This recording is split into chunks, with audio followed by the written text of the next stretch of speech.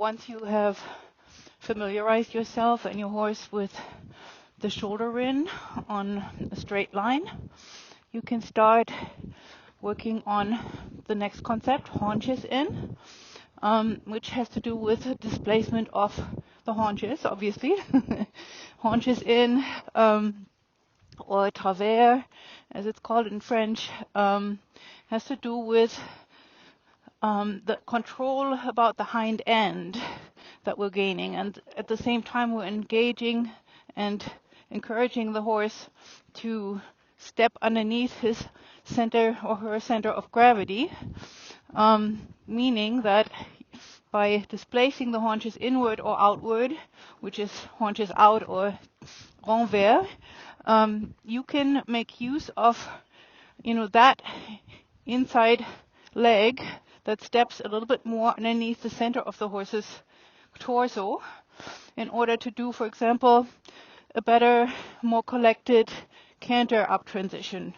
And there are many other things that you can use it for. It eventually is a good preparation for half pass, and it's a super exercise if you learn and teach yourself and your horse the shoulder in and the haunches in. It's a super warm-up exercise in the walk, and I always think it's such a benefit when you can exercise and warm up your horse without exhausting him or her aerobically.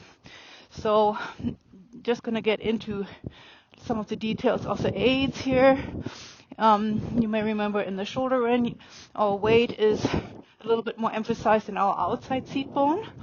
In the Haunches-In, your weight goes to the inside. And again, you want to try to do that without collapsing or bending or moving your shoulders horizontally up and down.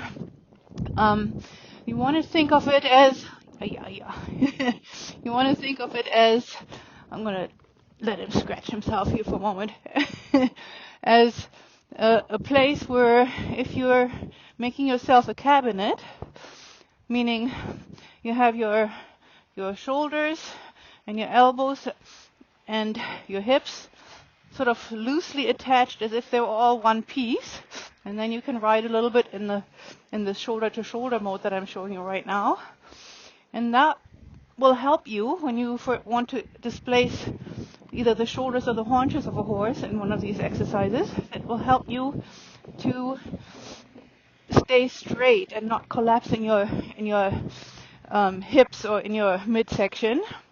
So I'm going to show you how that works. I'm going to go straight here from the 20-meter circle. I'm going to go straight down the long side a little bit, and I'm just going to show you how, in a minute, how when I sit a little bit more to the inside, my horse will, or all horses will, have a certain reflex point will be activated. In other words, if I sit a little bit more heavily to my right seat bone and ride the front part of my horse straight forward, still, just nothing happens differently.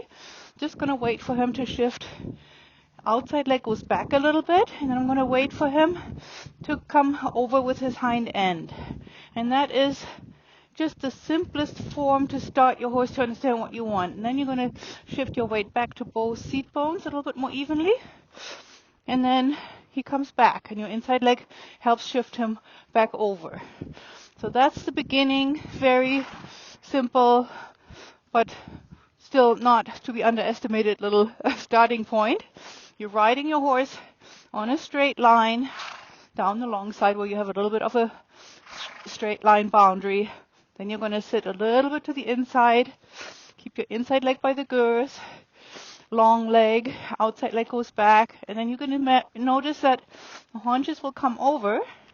So your inside leg is driving, little bumps. Outside leg gives a little bit of a rhythm too. Then I'm going to relax that inside seat bone, shift back to both seat bones are weighted evenly in the saddle. And then I'm going to, let him come back with his haunches. And I'll do that again. And you will also notice that my reins I will use my reins. I can do it in different ways, but one easy way to use the reins in this is to move them both a little bit to the outside. So here I'm sitting to the inside, increase my weight to the inside, outside leg gives a little bit impulses too, and both of my hands shift to the outside a little bit. And it's nothing refined yet, but it's the basic starting point of how the horse needs to feel you. So, and then I'm going to go straight again here. I'm going to make a little loop and we'll go to the other side and I'll show you some other details. And again, these are all just pointers to get you started. What I'm showing you with Cooley here today is just a sort of taking inventory of all the aids that need to come together.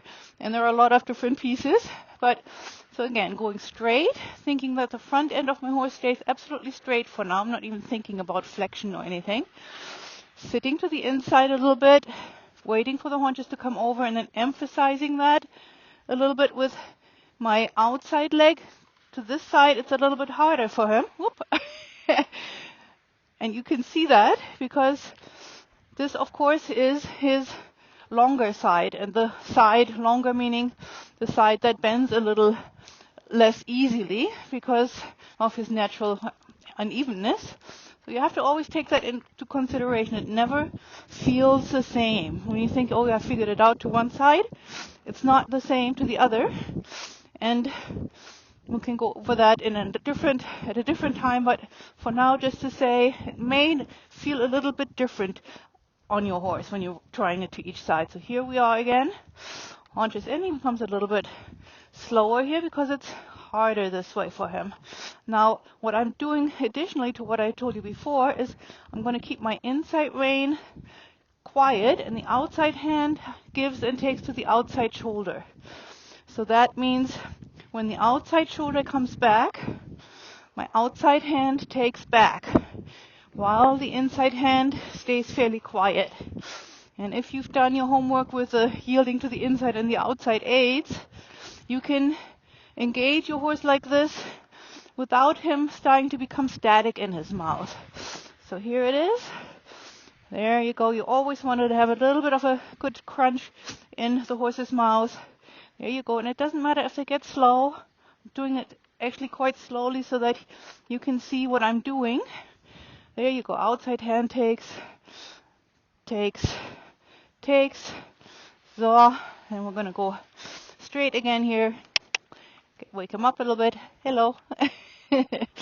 And then that is the beginning of it, and then you can, once you mastered that in both directions, you can do something like come down center line or quarter line, ride your horse straight on a line, sit to the left, and the left haunches come over. 1, 2, 3. Then you're bringing him back. Both seat bones have the same weight. And then I'm going to sit to the right, and the haunches come over to the right, just for a few steps. Yeah, and the front end stays on the same straight line that we were riding before, and I'm going to do it again. Here's to the left. And I'm going to straighten him, and here's to the right. So I'm going to straighten him. We're running out of space a little bit here, but that's sort of the beginning of, all of this stuff with a horse that's not, particularly trained in a higher level dressage way. But, it's every horse has the same reflex buttons, I want to call it. And when you engage those and when you start, adding up the little puzzle pieces for the horse to learn also as you're learning, it's a really neat way to explore how you can be in sync with one another. And, again, you have to play with the dosing of all of these things. Some horses need a little bit more knee pressure before you can get started with all of this, meaning engaging and knee pressure always have to do with, half-halting the horse and bringing him up from the hind end, meaning engaging the hind end a little bit more. And some horses need that hardly at all, so that the idea behind inhibiting with your knee pressure and while you're engaging with your lower leg is always that, in order to shift a horse laterally, they have to take up enough weight behind. Otherwise, it's not going to work in any lateral movement, not in the leg yield, not in the shoulder in, or the haunches in. And so one thing always to remember, if it's not working, not quite smoothly, or somehow you think you're missing something, always wonder if you can slow your horse down, make the steps a little bit slower, a little bit shorter, and then apply the weight aids in the inside leg that is a little bit more dominant in the Haunches-In, and the outside leg that is, I always say, the rhythm maker or rhythm giver to the horse, so that he knows, or she, at which speed you want to go, at which tempo, or just in general to indicate a certain level of regularity. Even if you're going slow, makes a huge difference to the horse. So that's that for today. Have fun trying it. Don't overdo it. Don't overthink it. Just get started somewhere, and then you will find your way.